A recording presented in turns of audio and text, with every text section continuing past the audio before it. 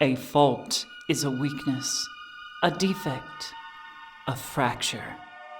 Faults divide, tear, and consume. Here in the city of Chester's Chasm, we struggle to maintain that precarious balance over the precipice in the earth, in our lives, and in our hearts. This story is about 4 teenagers with faults of their own. The fault between my faith and freedom. The fault between my family and identity. The fault between my life and death. The fault between my guilt and revenge. As these fractures grow, we stand at the edge and ask, what must we sacrifice to sate the void's endless hunger? Is it possible that the answer lies within all our faults?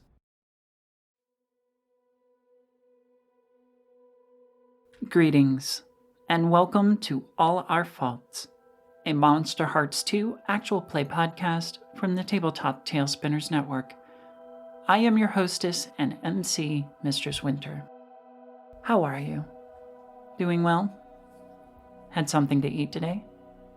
Drinking enough water? Getting decent sleep?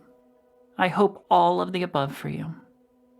For myself, I think I'm getting enough water, which is saying something.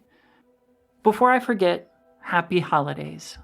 Whether you celebrate Yule or Hanukkah or Christmas or just the season itself, I want it to be a good one for you. We will be taking a small break over the holidays. I have family coming into town, which will demand my attention, so the break will give me much needed time to catch up on editing the show for you to enjoy in the new year. We will return on January 15th. So, as our last episode before the new year, I hope it's something that you can savor enough to last until we come back next month. In our previous chapter, Crispin began to doubt the secondary effects of his new powers after a strange encounter with Scarlet. Michael stalked the streets, seeking new sources to feed on, but finds that he is the one being stalked.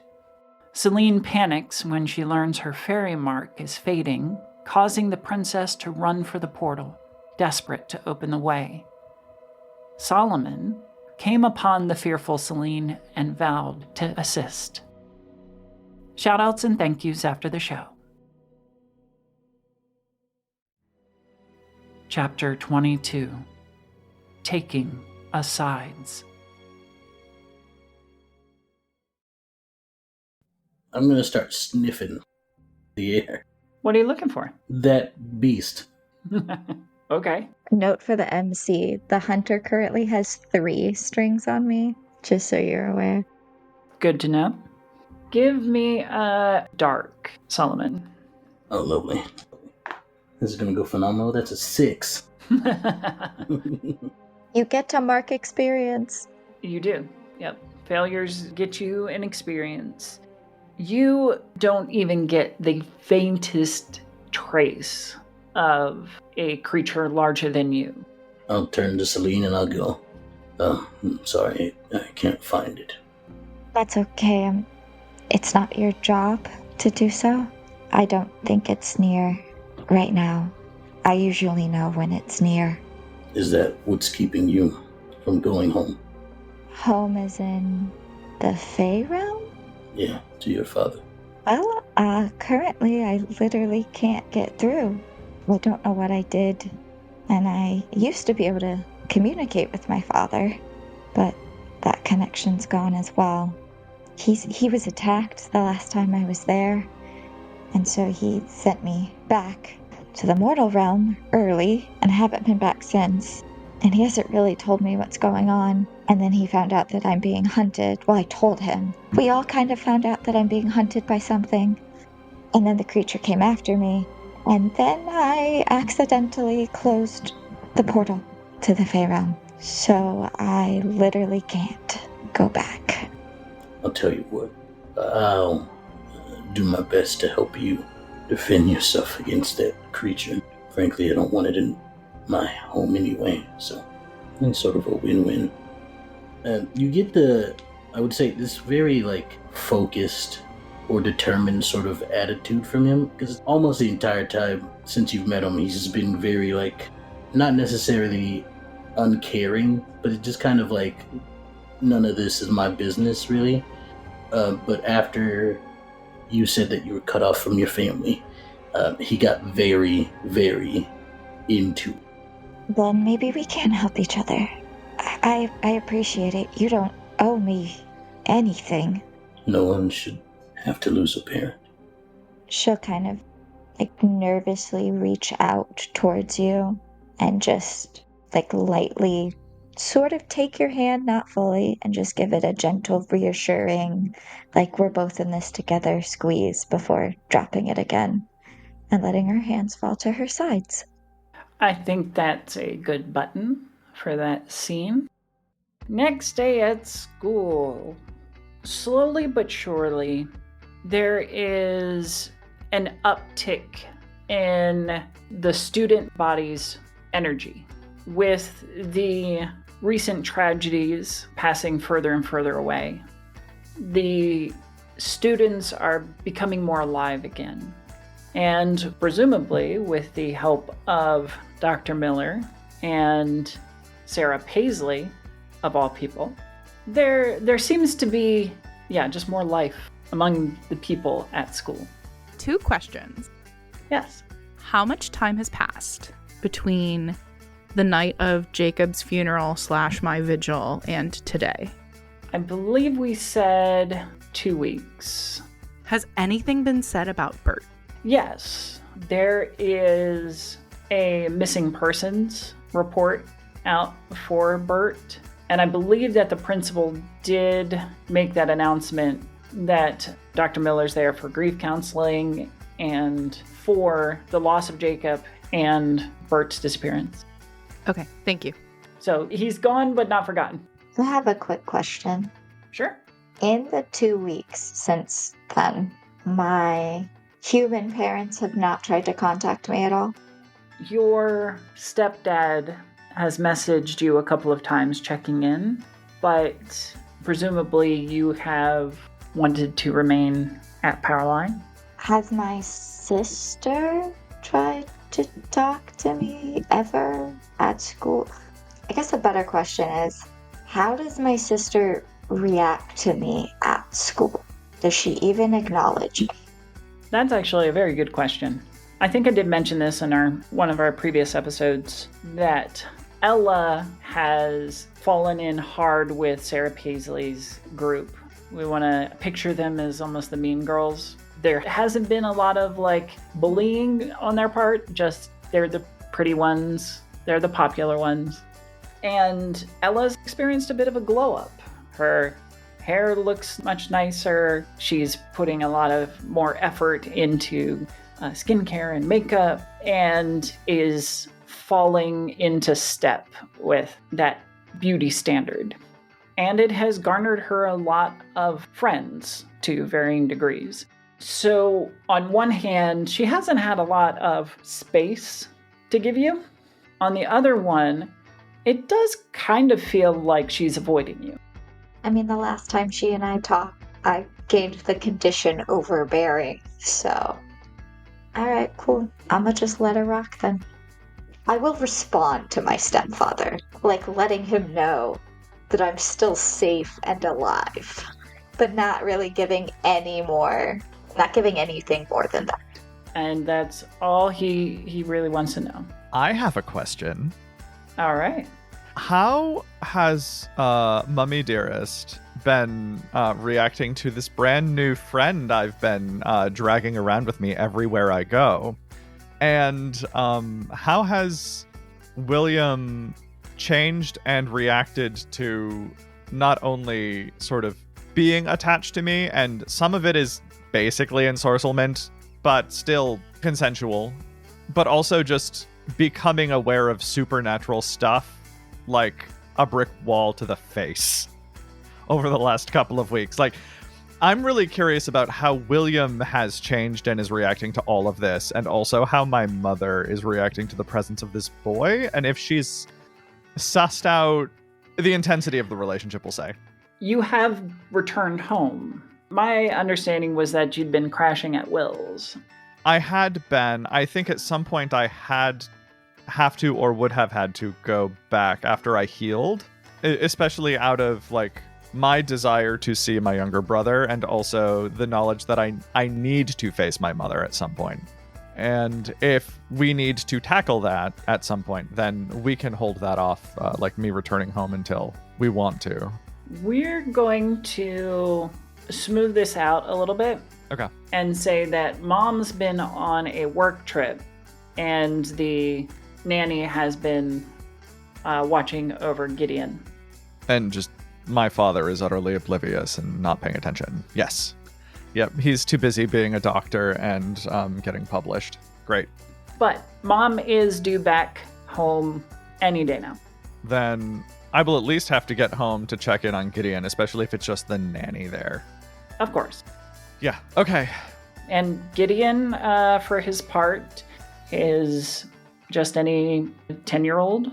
Yeah, that works. Yeah, okay. So he's okay, good. And then, yeah, I'm really curious about how William has been affected, because I want to think about how Michael is reacting to that and engaging with it. Yeah, over the past couple weeks, William does what he does best, has been researching. He's been eyeballs deep in any online source that he can find, any text that even theorizes on vampirism and what would cause it. Is it genetics? Is it a virus? Is it mystical? Any number of things. And he has been building a whole research pile of information on it. And there have been a couple of times that you've had to shut him down because he has been so inquisitive and probing and curious that he asks question after question without you even getting the chance to finish your answer, as the questions just rattle off machine gun style. Okay. I think in those moments where William is like deeply embedded in research, just totally unengaged with everything around him, I think Michael is in his own way entranced by this intensity and the curiosity, and will just stare at William working. And then I think he's amused with the curiosity despite the fact that it is a bit disruptive and repetitive for now.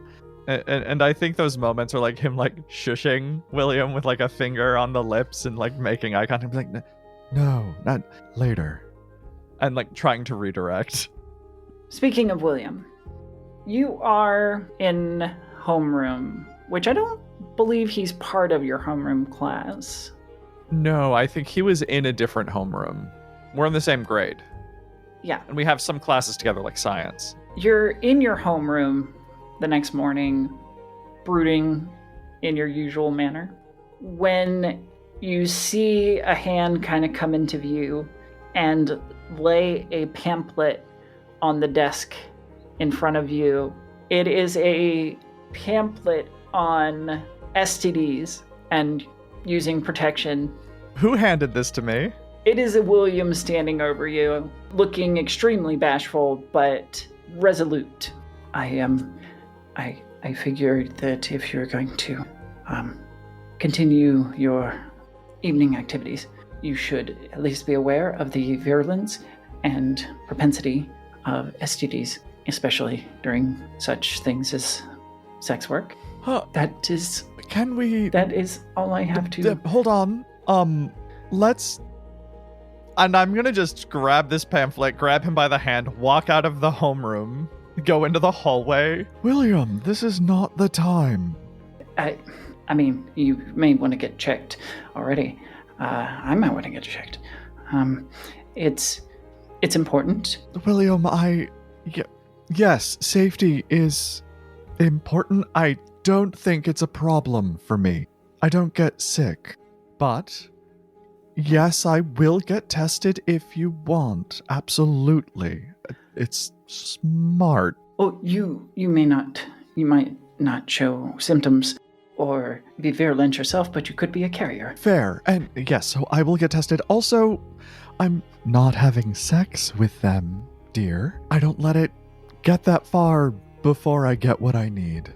And I put my hand up and like cup his like jaw and look at him in the eye, and it's like, I do try to be safe, but yes, I can get tested. That makes sense. I'm not, at the moment, having sex with anyone else. But can you get tested? Because in order to get tested, you have to give blood, and giving blood might reveal other particular issues. Can't they do a swab? No. Well, either way, I will avoid having sex with other people.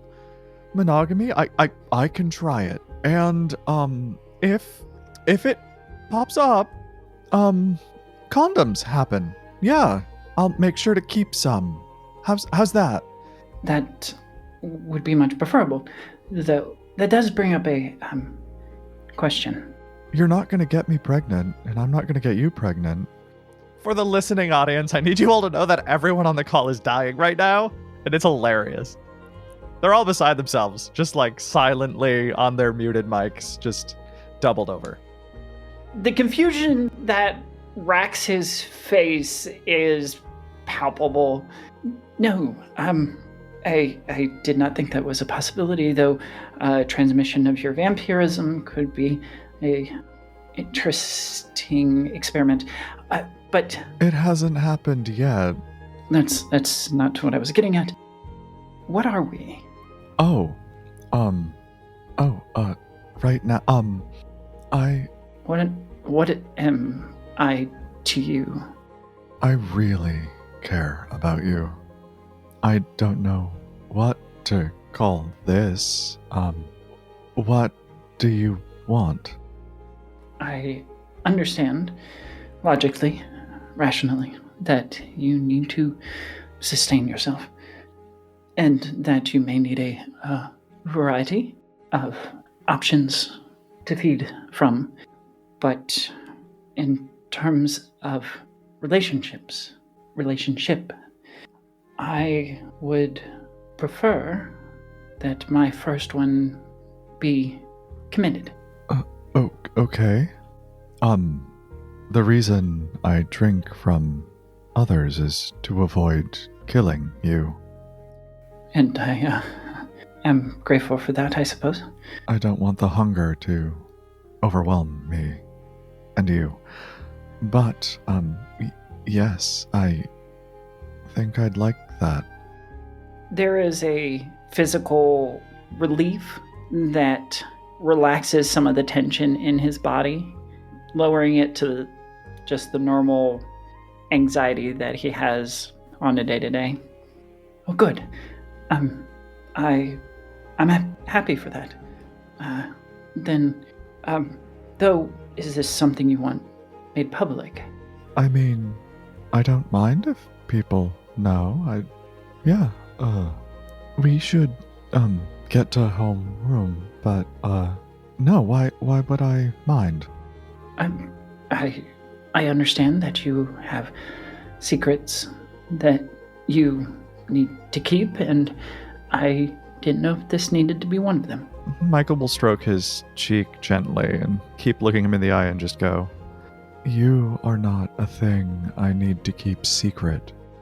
He leans into your touch like a cat enjoying the pets. And Michael will kiss him on the forehead and say, Now we really need to get to homeroom. I'll see you later in science. Yes, of course. And he will shuffle away, turning away from you only after he's walked backwards, like halfway down the hall. And Michael will watch him go, getting lost in the moment before going into homeroom at like the very last second. The bell rings and the day starts. question. Yes. Because I want to do something extremely messy right now. Remind me, there was a person involved in a thing between Crispin and Solomon, right? Oh, do you mean Barbara? Yeah. Yeah, Barbara. Would Barbara be in the same homeroom as Crispin? No. Barbara is a senior, I believe. Then, whenever in the day, doesn't have to be now, but whenever in the day that I can find Barbara, I will. Any objections to moving forward? I don't give a shit about homeroom. Yeah, let's go. Okay. Crispin and Saline ignore each other throughout homeroom. Aggressively ignoring each other. All right. Solomon, you will find Barbara by herself in the auditorium/theater. Lovely. And and just to be sure, this is the person that was like, came in trying to take charge of the yearbook stuff. That was the whole reason all that stuff kicked off between me and Crispin, correct? Well, she is the editor-in-chief of the yearbook club. And the environment around her was very diminished, more like the air was sucked out of the room. I will approach in a very Solomon-like fashion, which is just, I'm just gonna, if she's sitting down, I'm just gonna sit down next to her. As you get close to her, you feel that same heavy nothingness. It's like being in the orbit of a black hole, and you feel your youthful energy drain out in her presence. Hi. She does not look up from the notebook she was writing in, but she does stop and close it as you sit down. Hi. I don't believe we've met officially. Solomon. And what do you want, Solomon? You seem to have a certain air about you. And you like it. You like it? Yeah. And I'm gonna do a move. I'm gonna turn someone on. You know what? Go for it.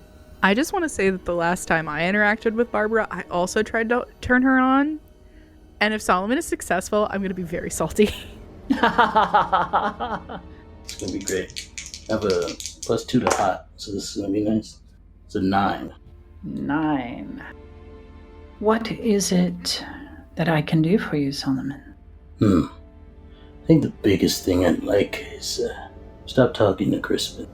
Kind of turns her head a little bit. Her hair falls in these sheets almost, and have been shielding her face for the most part.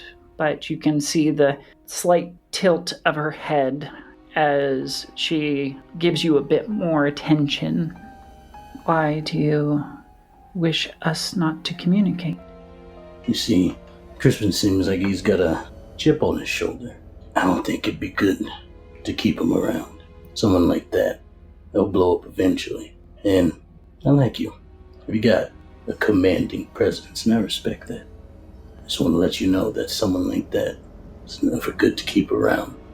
Do you believe yourself more powerful than him? I believe I've got nothing to lose. It makes me more dangerous. Her mouth kind of quirks at the corner at that turn of phrase. You don't, do you? Very well. I shall limit my engagement with Crispin. It's a good call. Is that all? Nope. You can get back to your writing. Hope you have a good rest of your day. You as well. And I'll leave without another word. Don't look back. Just go. All right. Crispin, believe you had wanted to track down Scarlet again in a more neutral setting. She didn't seem super stoked to see me last time, so I think I'm going to give her a little bit of a wider berth.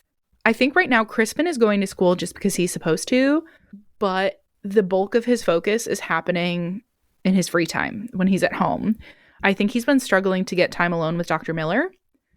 And so I think that's a big focus for him right now, is just like, he feels so different and everything feels so crazy. And he feels like Dr. Miller has the answers and just is avoiding him and is avoiding like giving them to him.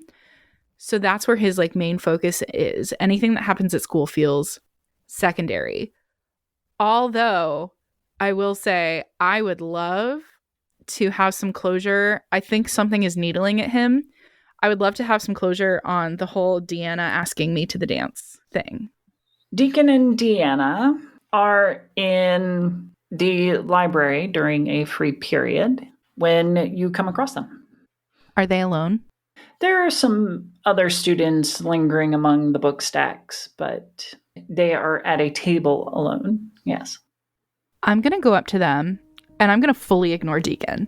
And I'm just going to look at Deanna, and with as much like cool, in control guy energy as I can muster, I'm just going to say, I want to talk to you. Deanna looks up, a bit startled at your brashness.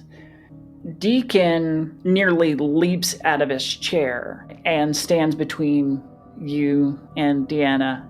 I don't think that you get to talk to anybody right now. What's that supposed to mean? That means that you are not welcome here, you traitorous asshole. I don't remember asking your opinion. And then I'll focus my attention on Deanna. Do you want to explain to baby brother here how you propositioned me before the dance, or can we have a conversation alone? Give me a shut someone down. Oh, please, Jesus Dice, don't fuck me now. Praise Jeebus. That is 11 on the die plus 2 for a 13. Whew. That is an amazing success. So shutting someone down, you can either gain a string on him, give him a condition, or take a forward. Giving him a condition is very tempting, but I think I am going to take the string.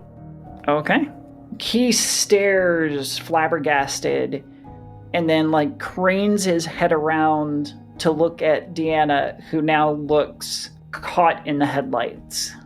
Deanna stands and, I'll take care of this, Deacon. I'll talk to you later. And she'll pull you aside, Crispin. As she does that, I will toss over my shoulder in a genuinely like gentlemanly and comforting way. Don't worry, I'll bring her back in one piece. He is like beet red and storms out of the library. I'll turn my attention to Deanna, and before she has a chance to say anything or berate me for dressing down her brother, I'll just say, I don't feel like things have turned out the way you wanted them the last few weeks. So why don't you explain to me what your deal is? What do you mean? All I did was ask you to the dance. Yeah, me, who you've hated since we were 5, 6, since you and your darling baby brother decided to bounce out of the church and start slandering me to everyone you've ever met. And then suddenly, Jacob dies. And then Bert goes missing. And now everyone is acting super weird. What the fuck did I have to do with any of that? I don't know. You tell me. I should be asking you, Mr. I'm always in the place where tragedy happens. I'm not the one that chose to host a vigil for Jacob in the middle of the fucking woods. I didn't pick the goddamn place. You still went. Yeah, because I'm honoring a friend. And disrupting a religious ritual. Which is more than I can say for you. I didn't know Jacob. He was an asshole to me. Would a little compassion hurt? Yes. You've never shown any compassion for me, so it's really interesting that you're having this conversation with me right now. I thought asking you to the dance was compassion, showing a little generosity to those who may be on the low. Yeah, generosity has never really been your strong suit, so I'll ask you one more time. What were you trying to accomplish? I don't know what you want from me. I was simply giving you a hand up. Crispin's going to step into her personal space. He's going to make it real gross. He's going to be nose to nose with her. And he's going to go, I see through your bullshit. I don't believe this innocent act for 1 second. if I see you palling around with Sarah Paisley or talking to Scarlet, we're going to have a problem. Do you understand me? Give me a shut someone down again. I cannot do that twice in a row. Shit. Oh no, that's 8. Okay, well, that's a partial. So you'll get a condition.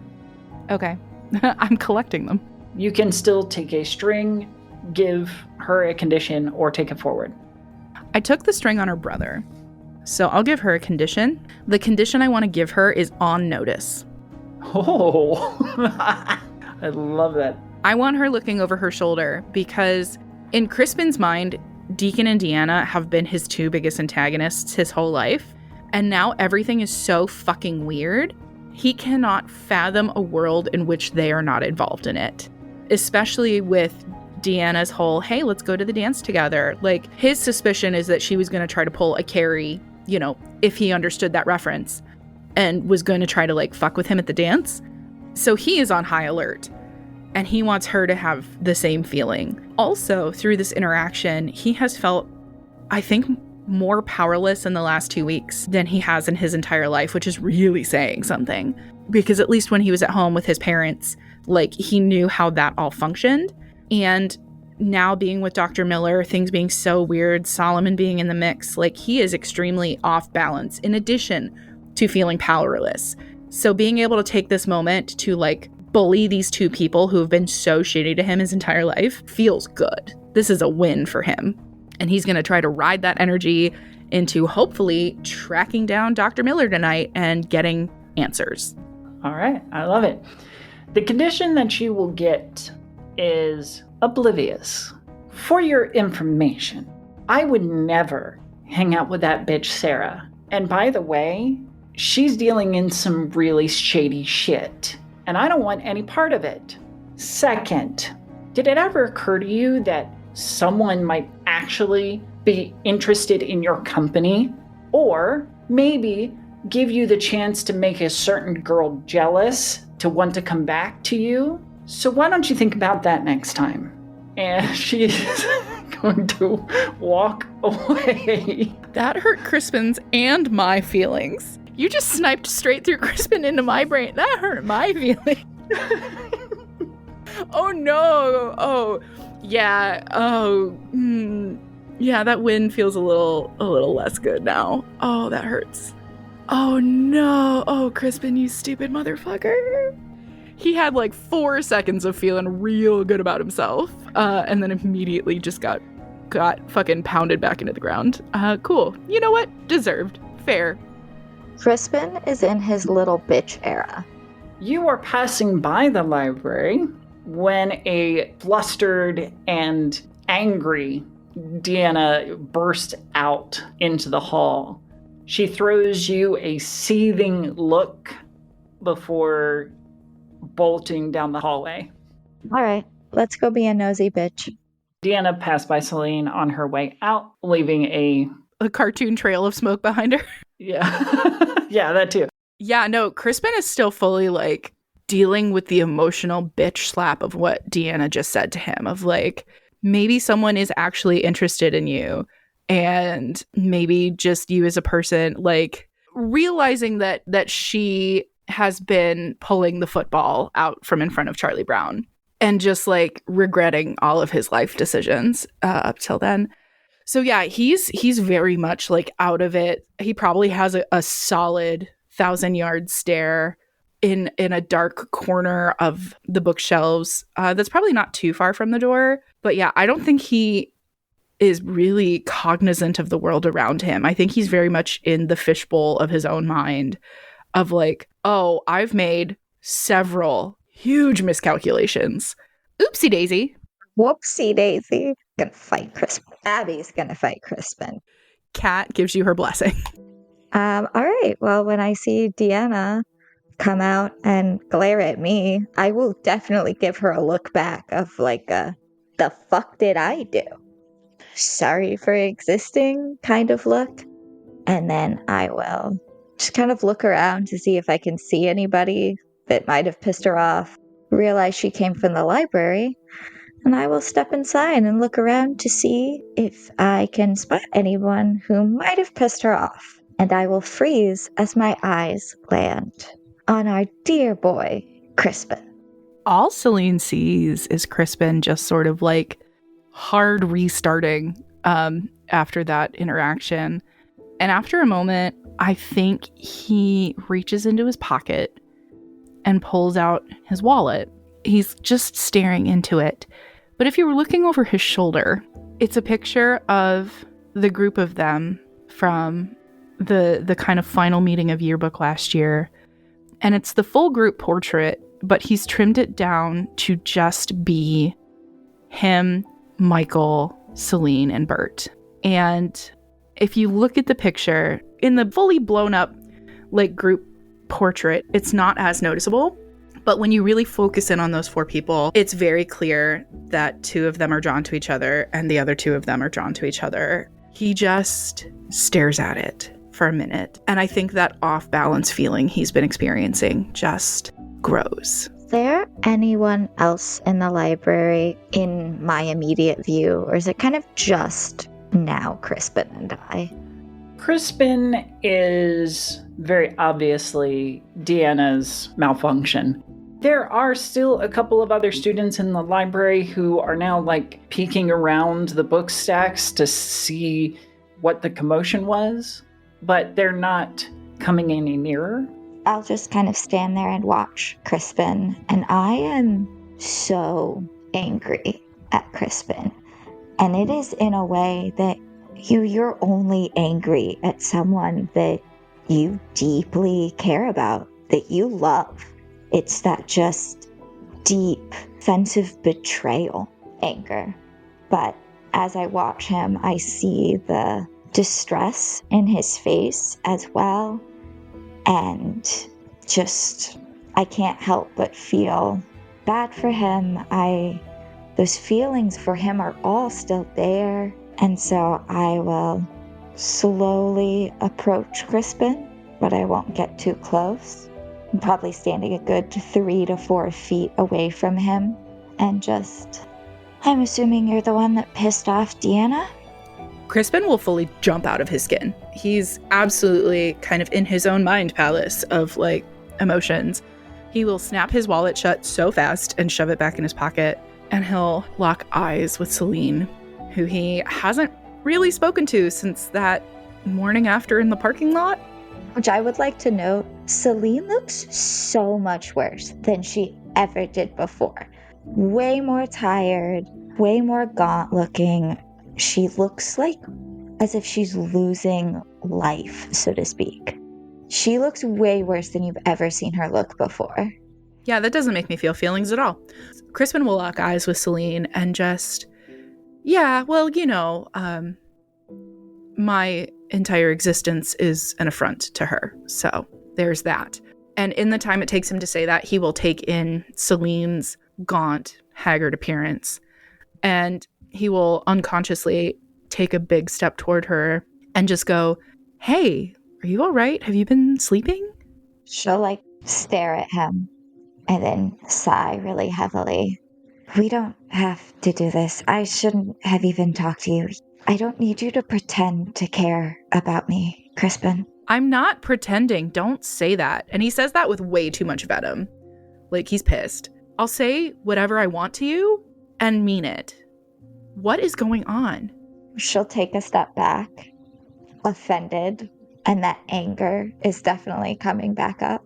So we just don't remember how you treated me, yelled at me in a parking lot, left me, and then ignored me for the last 2 weeks? You were kind of beating up Michael. Michael and I have resolved our issues, and they were kind of none of your fucking business.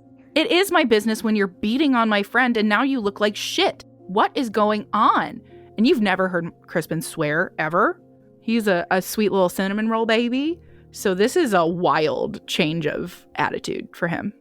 It's definitely, Saline is definitely noticing. And it is making her worried and kind of uncomfortable, but in the sense of like she doesn't know what to do now. I'm fine, Crispin. I will be fine. You don't need to worry. It's not like you ever have before. That's the most untrue thing I think you've ever said to my face. All I've done since the night I saw you evidently be possessed is worry about you. Like, you took on demonic form in the forest, and then now you look like your life force is being sucked away, and I'm supposed to pretend that everything's fine and we're just having a teenage spat? I'm worried about your soul. Question.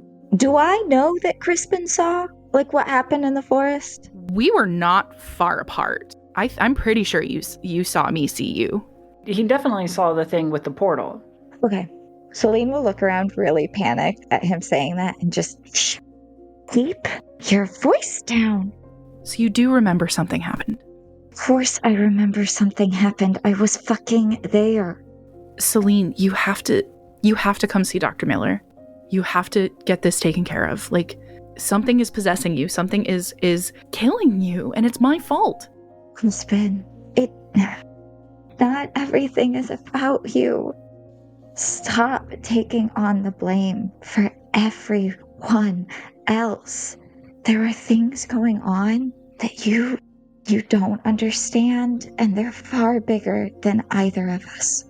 Dr. Miller can't do a damn thing about them. Crispin will step forward and gently, softly, trying his best not to spook you or shake you or damage your delicate frame. He'll take your hands in his and say, okay, I believe you. I know something is happening. And if you say I don't understand, then I don't understand. Explain it to me. Help me understand. Please. All I want to do is help. Crispin will watch as so many emotions flit across Saline's face. Longing and this desire to tell him everything. Despair, distress, confusion, really everything under the sun. Before she just shakes her head slightly and goes, I can't, not here. It's not safe. Okay. It doesn't have to be here. Whenever you're ready. Can I ask you one question though? And can you promise me you will be honest? I can give you that, I suppose. I promise. Whatever this thing is, whatever this something that is happening that I don't understand, is that why you were beating up Michael in the parking lot? Yes. You will see Crispin essentially turn into a little boy in front of you as he tries to hold back a lot of emotion, and he will look straight in your eyes and go, is it why Bert's gone too? When Crispin, and he might not have noticed at first, but as he continues to hold Saline's hand, he will notice that she is wearing a ring, and it is Bert's ring. She wears it every day and has not taken it off. She will nod and whisper, yes. He's not coming back, is he? I don't think so. Okay. And Crispin will gently drop your hands and step back. When you're ready to come clean, have it all out, I'll be at Dr. Miller's. Crispin, Yeah? let's meet somewhere. Not Dr. Miller's, not, I don't know, somewhere where we can talk. Just the two of us. And I swear I'll tell you everything. Okay. I have some business this evening, but tomorrow, after school. Tomorrow.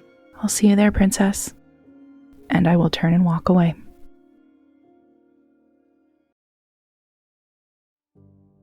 A deepest thanks to the Tabletop Talespinners Network and director Emma Kocar for all your support over this past year. We love you. My love also goes out to our fantastic cast. Abby Marie Carter as Saline, Extell as Solomon, Juicy Garland as Michael, and Kat Kelly as Crispin. I have been your MC and producer, Mistress Winter. We wish all your hearts a beautiful winter season, happy holidays, and a new year full of hope. Thank you for listening, and we look forward to seeing you next year. Farewell. I love my friends who I get to play pretend with. I can't believe I am lucky enough to get to do this nonsense with all of you. I set an alarm to wake up this morning for this. And couldn't you be happier? Any regrets? None. I can't. I can't. Oh, okay. Bring it back. All right. Oh, I love this group so much. This has been a tale from the Tabletop Talespinners Network.